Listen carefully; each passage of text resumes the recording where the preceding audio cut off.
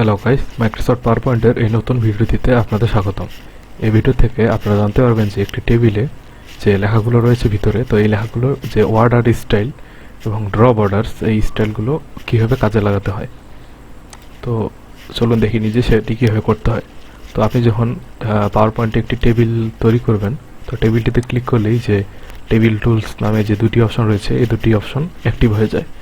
তো এই দুটি অপশন যখন অ্যাক্টিভ হবে, তখন এই টেবিল ডিজাইনের মধ্যে যে টেবিল স্টাইলস অপশনস এবং টেবিল স্টাইলস, এই দুটির কাজ আমি আগের ভিডিওতে দেখিয়েছিলাম।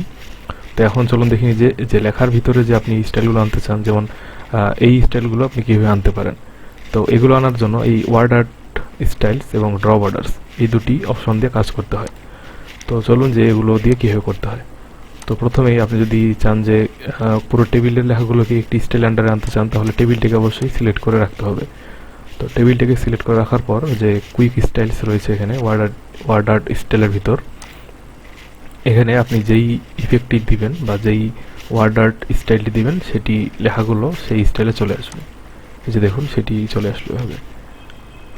তো এরপর রয়েছে যে এই ফন্টের কালার। তো এই ফন্টের কালার দেওয়ার জন্য এখানে এই ড্রপ ডাউন মেনুতে ক্লিক করতে হবে। তো এখানে ক্লিক করলে কালারগুলো রয়েছে, যে আপনি যেটা দরকার আপনি সেই কালারটা দিতে পারেন। ধরুন আমি এই রেড কালারটি দিলাম।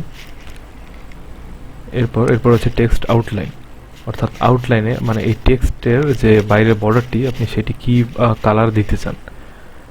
এখানে বিভিন্ন রকম কালার রয়েছে। তো আমি যদি এই ব্ল্যাকটি দিই, তাহলে আপনারা দেখতে পারবেন যে এটা অনেকটা হাইলাইট করে দেখাচ্ছে। তো আমি ব্ল্যাকটি দিই, তো আপনারা দেখতে পাবেন যে ফন্টটি যে রেড কালার দেওয়া হয়েছে, তো এর বাইরের যে বর্ডারটি এটি ব্ল্যাক কালারে চলে এসেছে। এরপর হচ্ছে টেক্সট ইফেক্ট, অর্থাৎ আমি এই টেক্সট যে দিলাম এগুলো আমি কি ইফেক্টে দিতে চাই, কোনো শ্যাডো আনতে যাচ্ছি কিনা, যে শ্যাডোর বিভিন্ন ডিরেকশনে রয়েছে। এরপর হচ্ছে রিফ্লেকশন, যে আমি কোন রিফ্লেকশনে এই লেখাগুলো আনতে চাই। তারপর গ্লো, বেভেল, 3D রোটেশন ইত্যাদি বিভিন্ন রকম ইফেক্ট রয়েছে। তো এগুলো আপনারা প্রয়োজন মতো ব্যবহার করতে পারবেন। এরপর হচ্ছে ড্র বর্ডার্সের এই অপশনটিতে, এখানে যে অপশনটি রয়েছে সেটি হচ্ছে পেন কালার, অর্থাৎ আপনি এই সেলে বা এই টেবিলে আপনি হচ্ছে বর্ডারগুলোতে আপনি এই পেন কালার ইউজ করে আপনি দিয়ে দিতে পারেন। যা আমি দেখিয়েছিলাম যে এই বর্ডার অপশনটিতে, এখানে যেই অপশনগুলো রয়েছে এখানেও ঠিক সেম কাজটি করা হয় এই পেন কালার দিয়ে, কিন্তু এটি যখন আপনি করবেন তখন একটি পেন আসবে। অর্থাৎ এখন আমি আপনাদের দেখাই এটি কীভাবে করতে হয়। তো ধরুন আমি এই বর্ডারটি দিতে চাই, তো এটা যখন আমি ক্লিক দিলাম, তো একটি পেন অ্যাক্টিভ হয়ে গেল। মানে এই পেনটি দিয়ে আমি যেখানে যেই সেলের যেই জায়গায় আমি ক্লিক দিব, অর্থাৎ যেই বর্ডার আমি যেখানে দিতে চাই ওখানে ক্লিক দিব, ওখানে একটি বর্ডার চলে আসবে। যে দেখুন, একটি বর্ডার চলে আসলো। এখানে যদি ক্লিক দিই, এখানে একটি বর্ডার চলে আসবে।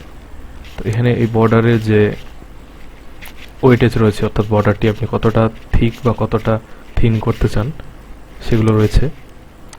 দেখুন, এই যে আমি একটি 4.5 পয়েন্টের একটি বর্ডার দিলাম এখানে, এটা অনেকটা থিক দেখাচ্ছে। এরপর আমি যদি একটু থিন বর্ডার দিতে চাই, অর্থাৎ পাতলা একটি বর্ডার দিতে চাই, দেখুন অনেকটা পাতলা বর্ডার এটা আসলো। এটা হচ্ছে 1/4 পয়েন্টের। এছাড়াও বর্ডারে আরও বিভিন্ন রকম স্টাইল রয়েছে, যেমন ড্যাশ বর্ডার।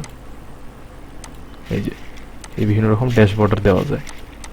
একটু যদি মোটা করে দেই, তাহলে দেখতে পাবেন এইভাবে আপনি এইগুলো ইউজ করতে পারবেন।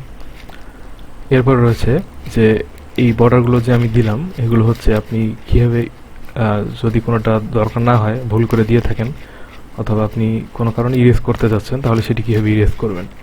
তো এই ইরেজারে ক্লিক দিলে একটি ইরেজার অ্যাক্টিভ হবে। এখন আমি যদি এখানে ক্লিক দিই, তাহলে সেটি এখান থেকে রিমুভ হয়ে যাবে। অর্থাৎ সেটি তো রিমুভ হবেই, সাথে এটি এর সাথে যে অ্যাসোসিয়েটেড যে সেলটি রয়েছে সেটিরও পুরো বর্ডারটি রিমুভ করে দেবে। তো এই ইরেজারের বদলে আপনি যদি আনডু করেন, তাহলে সেটি আমার কাছে মনে হয় যে বেটার অপশন, যে কোনো রিমুভ করার জন্য। তো এখন যখন কোনো বর্ডার দেওয়ার জন্য যখন একটি পেন অ্যাক্টিভ হয়, অথবা একটি ইরেজার ইউজ করার জন্য যখন একটি ইরেজার অ্যাক্টিভ হয়, এটিকে আপনি যদি ডিঅ্যাক্টিভ করে দিতে চান, তাহলে কিবোর্ড থেকে এসকেপ বাটনটি প্রেস করলে এটি ডিঅ্যাক্টিভ হয়ে যাবে। তো যেটি বলছিলাম যে কোনো কারণে যদি আপনি এই বর্ডারগুলো রিমুভ করতে চান তাহলে আপনি আনডু করে দেবেন। এইখানে ক্লিক দিয়ে আনডু করতে পারেন, অথবা কিবোর্ড থেকে Ctrl Z প্রেস করে আনডু করতে পারবেন। এটি আমার কাছে বেটার অপশন বলে মনে হয় কোনো কিছু বর্ডার রিমুভ করার ক্ষেত্রে, ওই ইরেজার অপশনটি ইউজ করার বদলে। এই যে দেখুন, আমি ক্লিক দিলাম, একটি একটি করে বর্ডার এখান থেকে রিমুভ হয়ে যাচ্ছে। তো গাইস, আপনারা এভাবেই এই টেবিলের লেখার জন্য যে স্টাইলগুলো রয়েছে এগুলো আপনারা এভাবে ব্যবহার করতে পারেন। তো ভিডিওটিতে সাথে থাকার জন্য অসংখ্য ধন্যবাদ।